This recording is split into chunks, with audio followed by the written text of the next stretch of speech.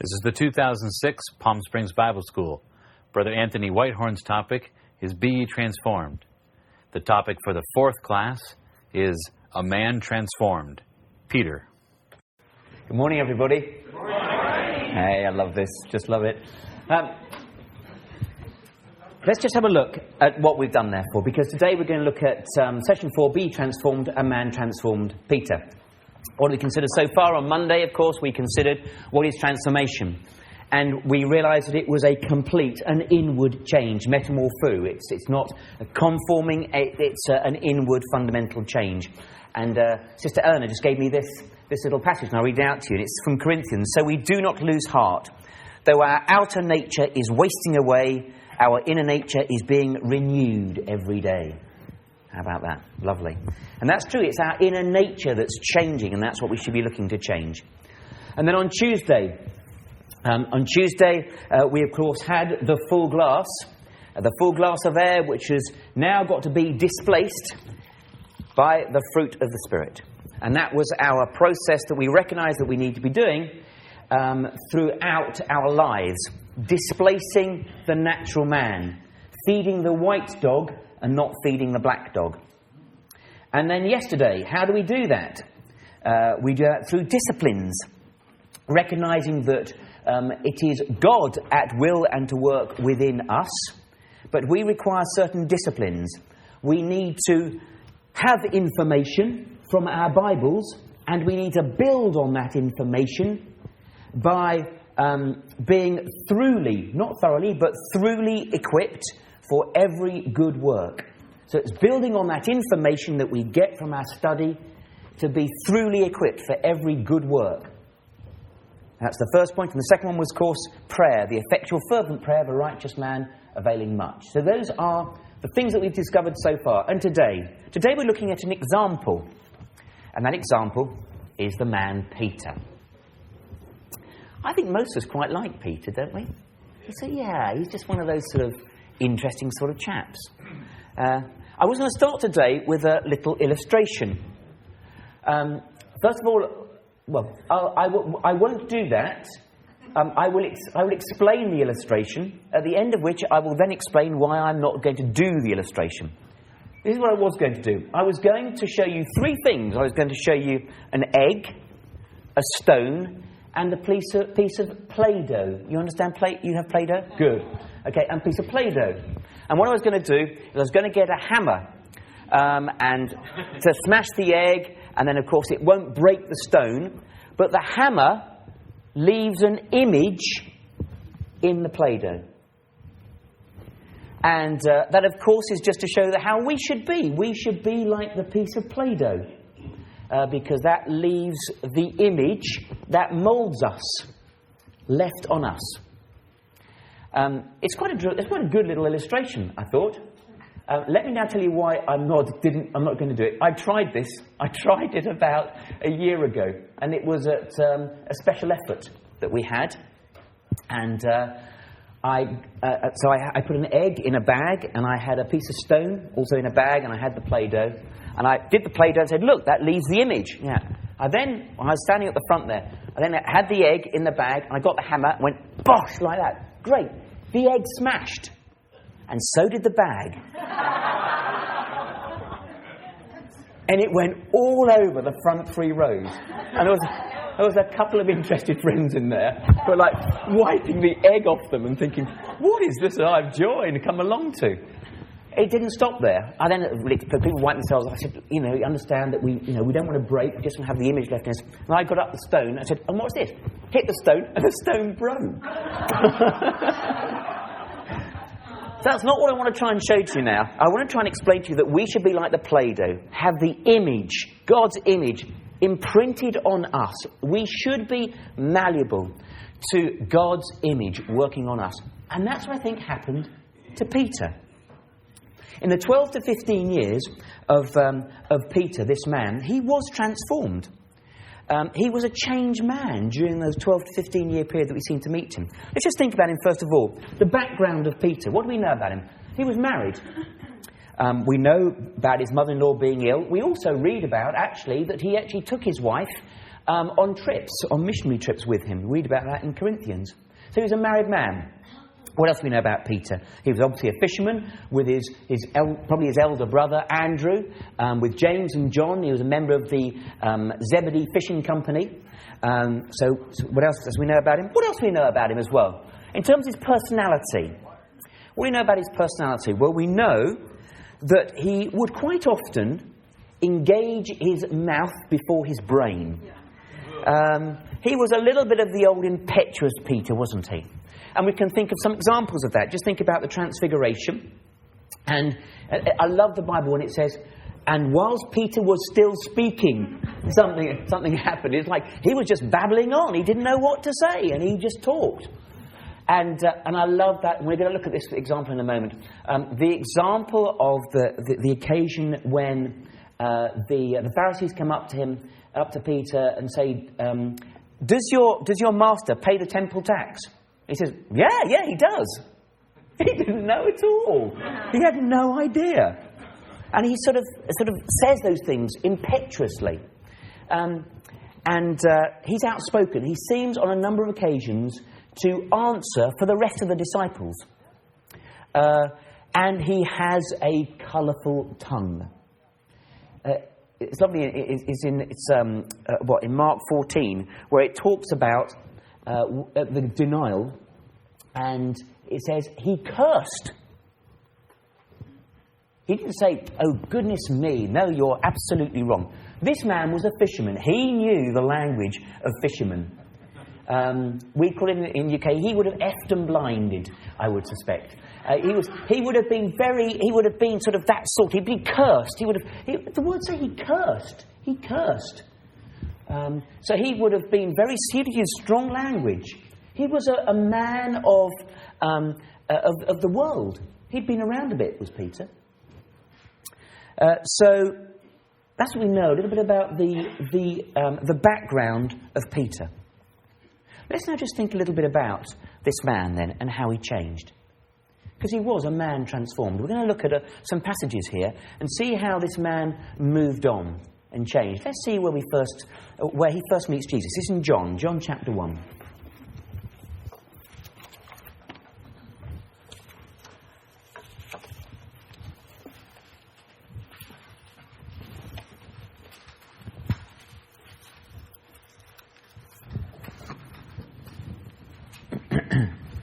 John 1, 35 to 42. And this is what it says.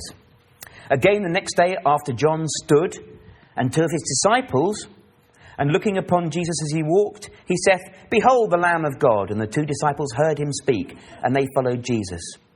And then Jesus turned and saw them following, and said unto them, What seek ye? And they said unto him, Rabbi, which is to say, being interpreted, Master, where dwellest thou?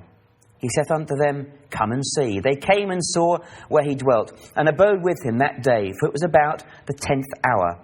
And one of the two which heard John speak and followed him was Andrew, Simon Peter's brother. Right, so what had happened is that if this here is the Sea of Galilee, they lived up here in Capernaum. And what happened here is that Andrew and John had got in a little two-man boat and had come down the Sea of Galilee and gone down the Jordan to meet John and Jesus for the first time. And it says there that they, in verse 39, and they stayed all day, for it was about the 10th hour. So they'd come all the way down there, they'd met Jesus for the first time, and then at 4 o'clock in the afternoon, they then left. Then verse 40, and one of the two which heard John speak and followed him was Andrew, Simon Peter's brother. He first findeth his own brother Simon, and saith unto him, We have found the Messiah, which is, being interpreted, the Christ. So what then happened is that John and Andrew took their little boat back, all the way back up to Capernaum, to find Simon, probably the younger brother of Andrew. And you can imagine what Simon would have been thinking. Just trying to get a little bit of a flavour of the character there from what we've seen earlier on. I can imagine he was probably standing by the quayside waiting for them, because they would have gone out to fish that night. And so he would be and think, come on, we should be fishing. Where have you been? And he would have been a bit annoyed, I suspect. And then verse 42, I would suspect it was the next day this happened, and he brought him to Jesus. That is, Andrew brought Simon to Jesus. And when Jesus beheld him, he saith, Thou art Simon, the son of Jonah. Thou shalt be called Cephas, which is by interpretation a stone. It was the next day. And here is Jesus seeing Simon for the first time. He said, You're Simon. You're John's son. I'm now going to call you Peter. Interesting that, isn't it? He only actually ever calls him Peter once in Luke 22. And of course that means the rock, the stable one. This man was far from being stable. Originally he was called Simon, which means hearing, and then he was going to be called Peter, which means the rock, the stable one. And I suggest that through hearing he was going to become stable.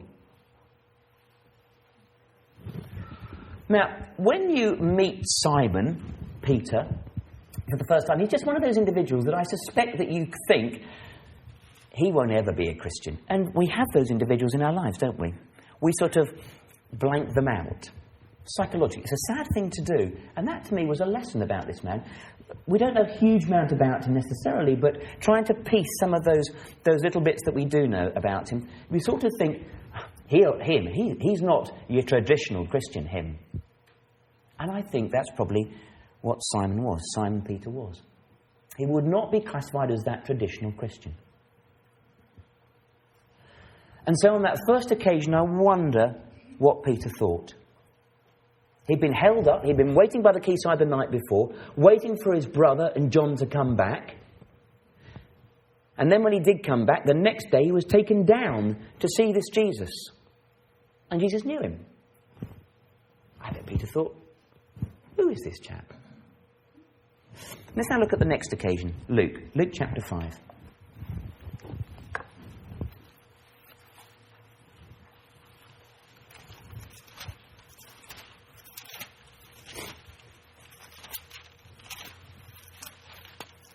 Luke chapter 5 and verse 1 to verse 11. And it came to pass that as the people pressed upon him to hear the word of God, he stood by the lake of Gennesaret and saw two ships standing by the lake. But the fishermen were gone out of them and were washing their nets. So they'd been fishing all night, these fishermen, and they hadn't caught anything. Now, these were hard times. They would have lived hand to mouth. So they were now having to mend their nets. And you can imagine that Peter's wife was probably thinking, these are unsocial hours that you're working, Peter. You're out all night, and then in the daytime, you're mending your nets, or you try and get some sleep. It's a hard life this man was having, and he hadn't caught anything. So there he was on the quayside, washing his nets and mending them. And then all of a sudden, these people come up and they start trampling over his nets. I suspect he wasn't very happy about all that. And then there, in verse 3, he entered into one of the ships, which was Simon's, and prayed him that he would thrust out a little from the land. And he sat down and taught the people out of the ship. Put out the boat, would you, Simon? What? Put out the boat. So he pushed out the boat. Beautiful, wonderful situation to do preaching. It's away from the crowd. Those of you that know that actually having the crowd like that, talking over the water, superb acoustics. And everybody would have heard Jesus really well. And the visibility would have been good. And then in verse 4. Now when he had left speaking, he said unto Simon, Launch out into the deep, and let down your nets for a draught. Let me tell you a couple of things here. Number one, you don't fish in the daytime. Why? Because the fish, they want to go and hide. The last thing you do is go fishing at daytime. You fish at night. Number 2, you don't fish in deep water. You fish in shallow water. Your nets aren't that deep, aren't that big. You want to fish at night in shallow water. And here is a carpenter telling a professional fisherman how to fish. And it's all wrong. And what does he say in verse 5? And Simon answering said unto him, Master. That literally means skipper. Skipper. I don't know, but was he perhaps being a little bit sarcastic here? I don't know. Perhaps. We have toiled all night and have taken nothing, and nevertheless, at thy word, I'll let down the net. How was Peter feeling at this stage? He hadn't caught anything. He was trying to mend his nets, and people had trampled all over them. And now there was this man, Jesus, whom he'd met perhaps a couple of days beforehand. And now he's saying, I want you to go and fish in the daytime in deep water. Right, skipper. I'll do that then. You're a carpenter. And then, of course, what happens? When they'd done this, they enclosed a great multitude of fishes, and their net brake. Wow. What an incredible miracle. And what a wonderful opportunity. What a wonderful opportunity to go and make some big money here. Because probably that night, nobody caught very much fish. And it was, as I said, they didn't have big refrigerators to keep the fish. When they caught them, they sold them the next morning. And probably nobody caught fish that night. But here is Peter, who had gone out and caught a huge amount of fish. He had the monopoly. And everybody would have wanted been coming to him. So did he make the most of it? Well, what did he do? When Simon Peter saw it, what did he do? Did he go into the market and think, I'm going to really raise the price of fish today? He fell down at Jesus' knees, saying, Depart from me, for I'm a sinful man. The second Adam had dominion over the fish of the sea. And Peter saw it. This man Peter, who perhaps was a little bit sceptical at the beginning, and now it was a case of realization. Somebody said to me once, how do I know I'm ready for baptism? When you realize that you need Jesus. And that's what happened to Peter here in verse 8. Simon Peter saw it and he fell down at Jesus' knees. Depart from me. Why? Because I'm a sinful man. So here you have the very first meeting that Jesus met Peter. Jesus said to Peter, I know about you and I know about your past. For what goes on to here? For he was astonished, and all that were with him at the draught of the fishes which they had taken. And so was also James and John, the sons of Zebedee, which were partners with Simon. And Jesus said unto Simon, Fear not, from henceforth thou shalt catch men. And when they brought their ships to land, they forsook all and followed him. So this big catch, they didn't monopolise that in the markets, they forsook all and went and followed Jesus. So the first occasion, Jesus said, I know about you, I know about your past, your father's John. And the second occasion, I know about you, I know about your future. You're going to catch men. And that's, to me, a start of a lesson of transformation. The start of a lesson of transformation is recognizing that Jesus knows.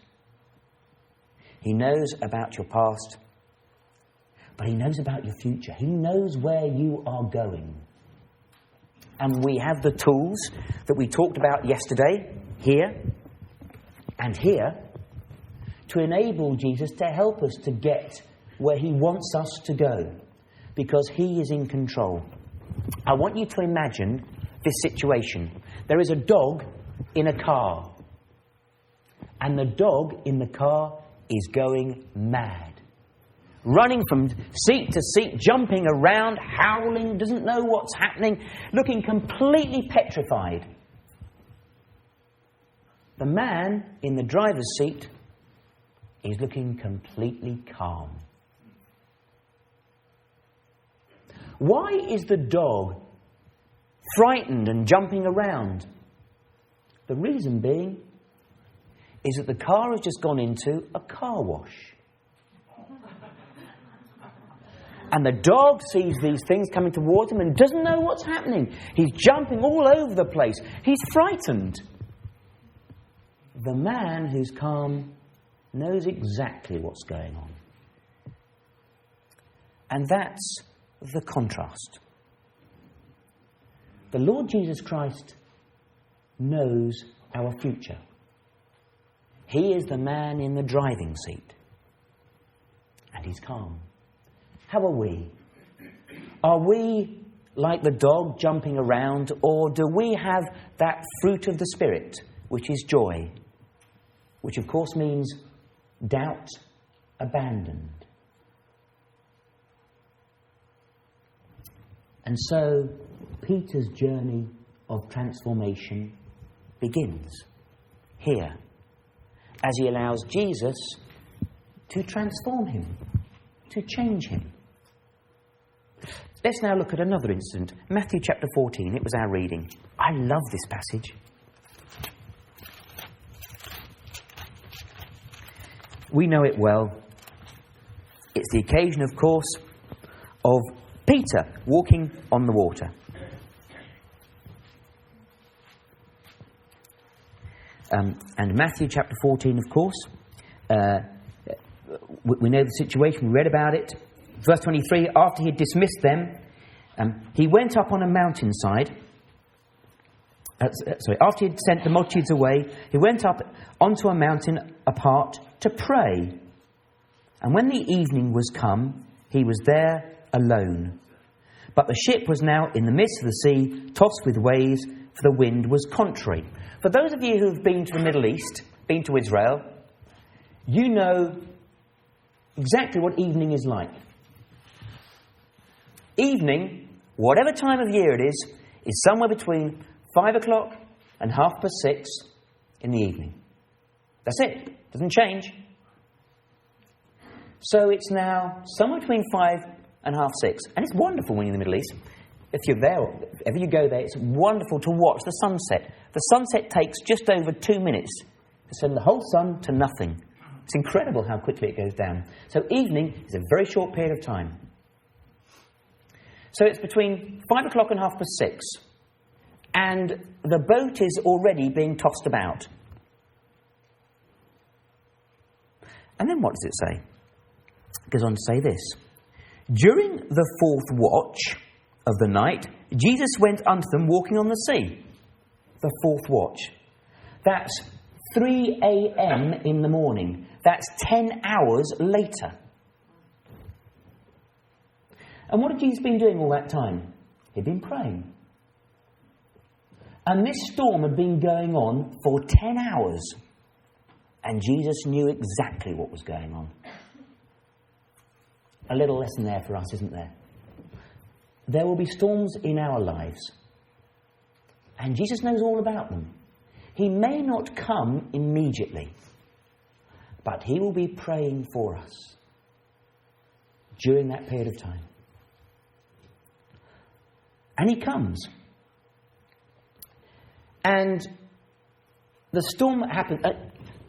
Just a little aside, so I'm going to cut some tangents here. The Mark passage, it says when Jesus comes, he was going to pass by. Remember that phrase? He's going to pass by. Strange phrase. It occurs in 2 other occasions. It occurs with Moses and it occurs with Elijah. On both those 2 occasions, when it says those words pass by, that specific occasion, those specific words, it's when God was communicating directly to Moses and communicating at Horeb directly to Elijah. So why doesn't he just pass by here? I'll tell you why. Because God is communicating directly to us about discipleship. This is all about discipleship. This occasion with Peter. And Jesus comes up, and they think it's a ghost, and then, of course, they realise it's Jesus.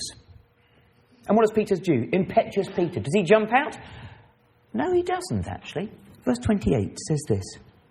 And Peter answered him and said, Lord, if it be thou, bid me come unto thee on the water.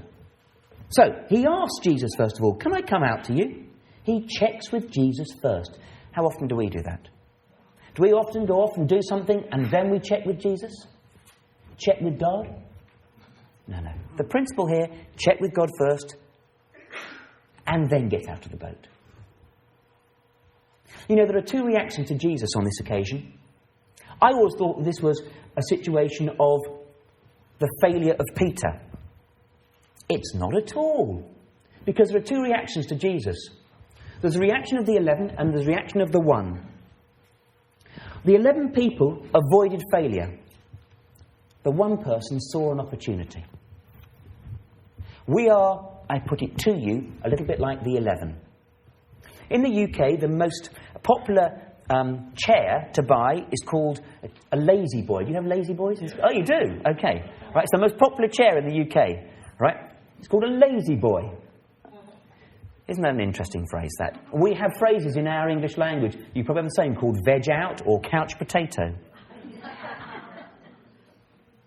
And isn't it frustrating when you lose remote to the TV? It is so frustrating. Do you know, you can actually buy a remote control now, whereby if you lose it, you can clap your hands and it beeps.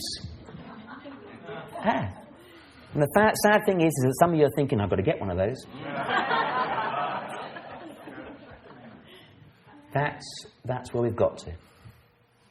We're a bit like the 11, you know.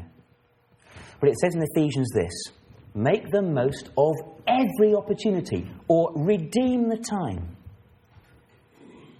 And that's what Peter saw. Peter saw an opportunity. Brothers and sisters, you can't walk on water unless you get out of the boat. And that's what Peter recognised. But the rock sank like a stone. But in verse 30, something wonderful happens. But when he saw the wind boisterous, he was afraid, and beginning to sink, he cried, saying, Lord, save me. What would you do? There you are, you're walking on the water. You've been a Peter, you've seen the opportunity, and you're walking on the water. What would you do? Would you turn to Jesus, or would you turn back to the boat? Now there's a challenge. And this man turned to Jesus. Now there's a bit of a transformation, isn't there?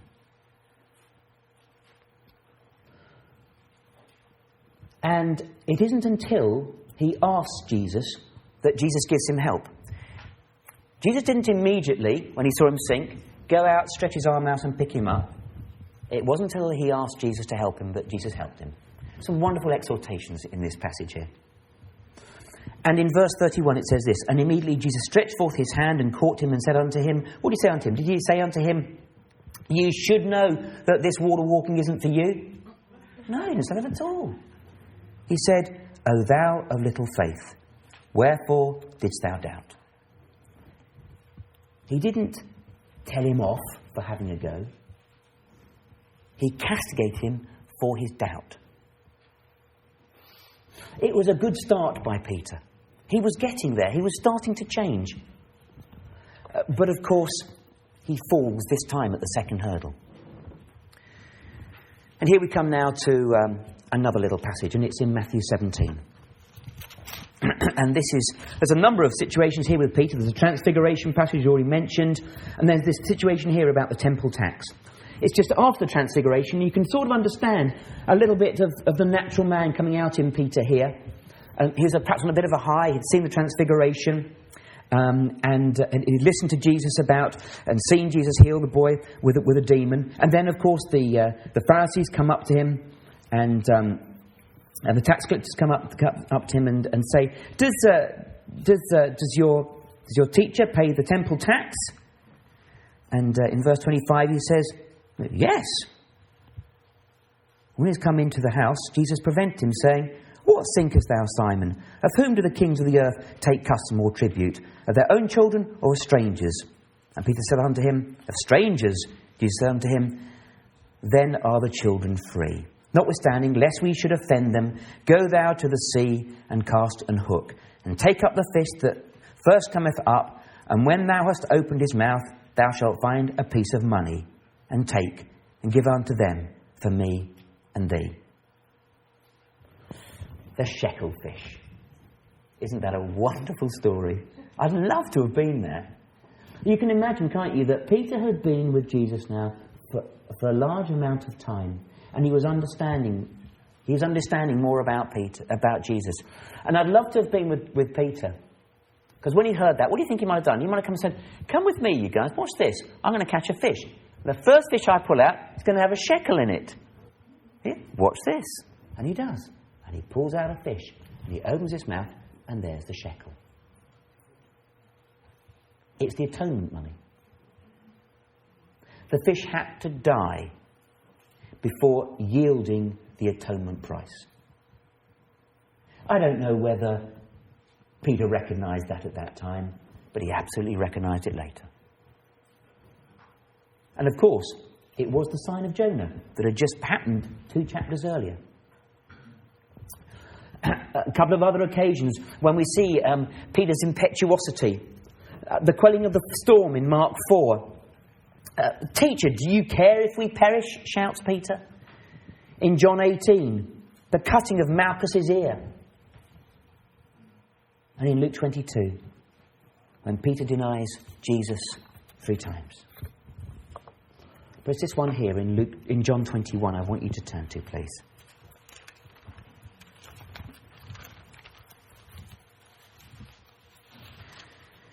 This is the occasion when this man Peter, he's getting there, isn't he? You can sort of see the snippets of Peter changing. This impetuous man who's a fisherman. He's a rough man. He cursed when he was told, you're a Galilean, aren't you? I can tell by your dialect and the way that you looked. I tell you! And he cursed. I'm not. I don't know this man. And then in John 21. After these things, Jesus showed himself again to the disciples at the Sea of Tiberias, and on this wise showed he himself. There were together Simon Peter, Thomas called Didymus, Nathanael of Cana in Galilee, and the sons of Zebedee, and 2 others of the disciples, 8 of them in all, of course. Appropriate. Simon Peter said unto them, I go a-fishing. They say unto him, We also go with thee. They went forth and entered into a ship immediately, and that night they caught nothing. Oh, similar, huh? But when the morning was now come, Jesus stood on the shore, but the disciples knew not that it was Jesus. Some nighttime fishing. And Jesus shouts out, Have you caught anything? They didn't recognise him. And he said unto them, Cast the net on the right side of the ship, and you'll find. And they cast, therefore, and now they were not able to draw it for the multitude of fishes. And therefore that disciple whom Jesus loved said unto Peter, It's the Lord. Now when Simon Peter heard that it was the Lord, he girt his fisher's coat unto him, for he was naked, and did cast himself into the sea. This man who denied Jesus just wanted to be with Jesus again. Why did he put his coat on? I don't know. I've heard lots of different interpretations. I don't know whether you've heard this one. Did he put on his coat? Because if you're going to jump into the sea, you wouldn't put on your coat, would you? Unless you were going to walk to Jesus. I don't know. Verse 8 first. And the other disciples came in a little ship, for they were not far from land, but as it were 200 cubits, dragging the net with fishes. And soon then, as they had come to the land, they saw a fire of coals there. Isn't that wonderful? How the Scriptures just put these little bits in there. Why? We should always say when we read the Scriptures, why? Why is that there? Why does it say there was a fire of coals there? I'll tell you why. Because it occurs 2 chapters earlier. In chapter 18. In fact, chapter 18 and verse 18.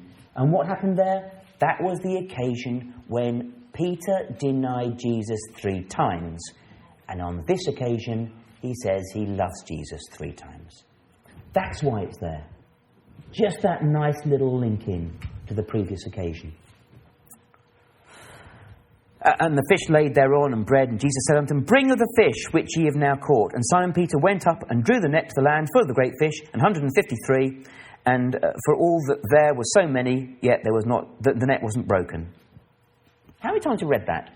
Many. And now think about this. Here we have all these 153 fish, okay? When the fish are in the water, it helps its buoyancy.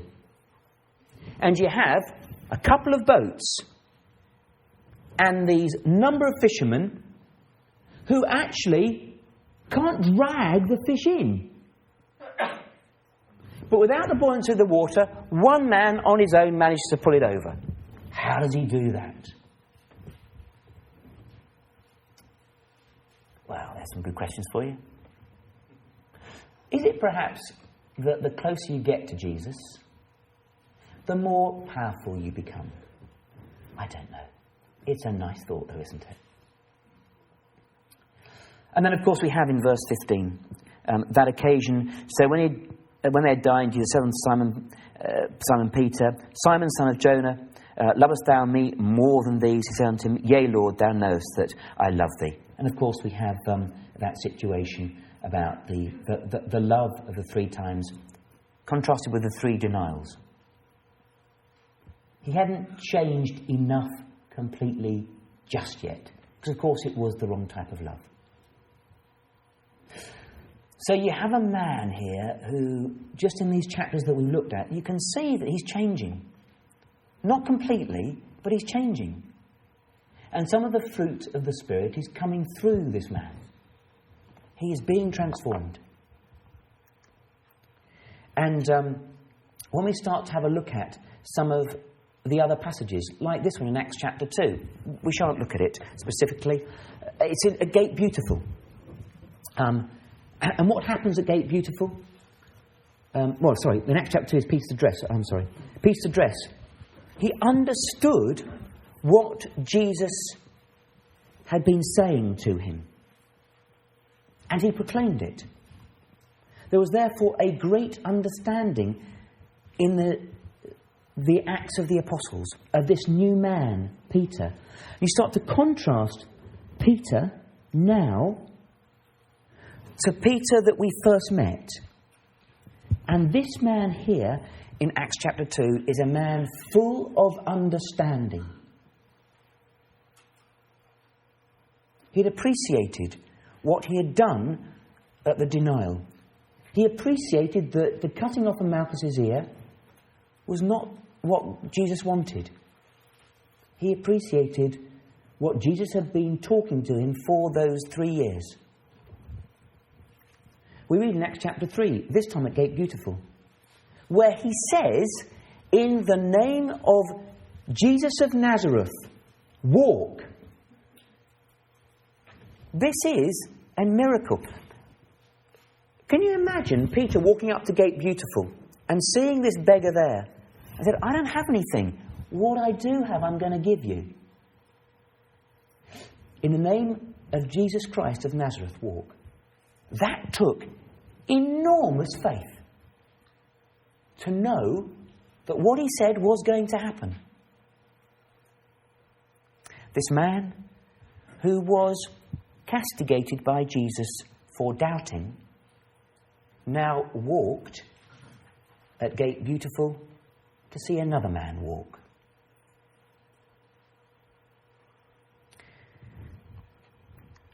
And Acts 10 with Cornelius. Now that was brave, wasn't it? That was incredibly brave. This man who had been brought up understanding and appreciating the Jewish way, the chosen people.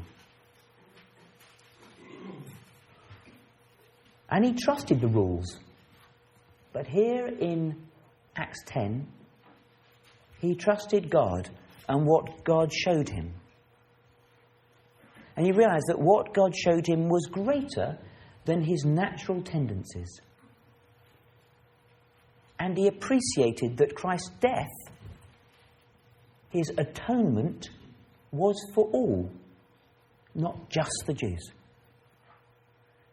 he understood the shekel fish.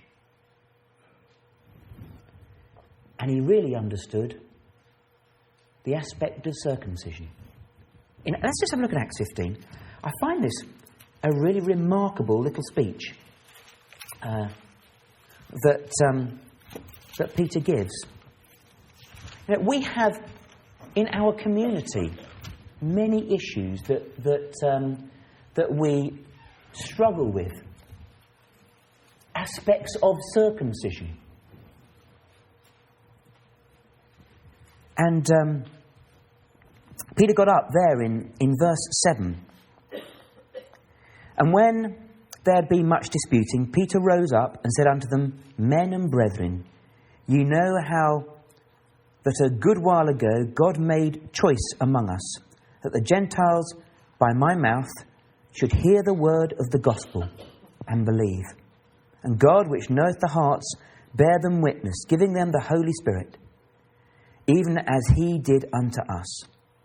But put no difference between us and them, purifying their hearts by faith. Now therefore, why tempt ye God, to put a yoke upon the neck of the disciples, which neither our fathers nor we were able to bear? But we believe that through the grace of the Lord Jesus Christ, we shall be saved, even as they. That took incredible understanding of what Jesus was going on about. And it really did appreciate the sign of Jonah. Jonah, the man who went to speak to the Gentiles. And this was the sign of Jonah being fulfilled. And Peter understood that.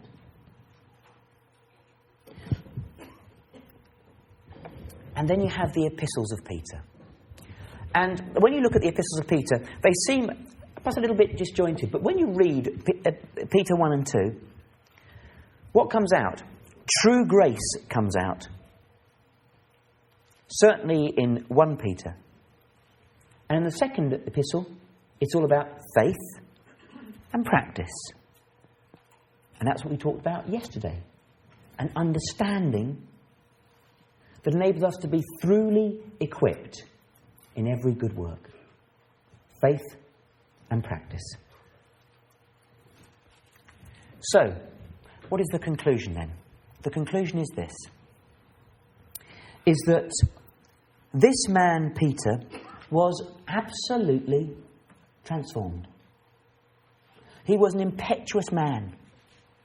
He was a man that was very natural. And some of the natural man came through. But during that period of time, he transformed, he changed.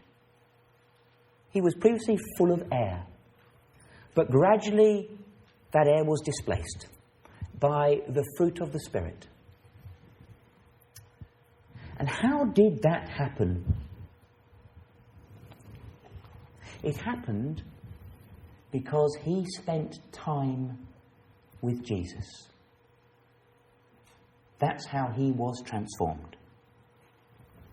And that's what we do with this. We spend time with Jesus. And with this, we spend time with God and Jesus. And then we too can also be transformed, just like our brother Peter.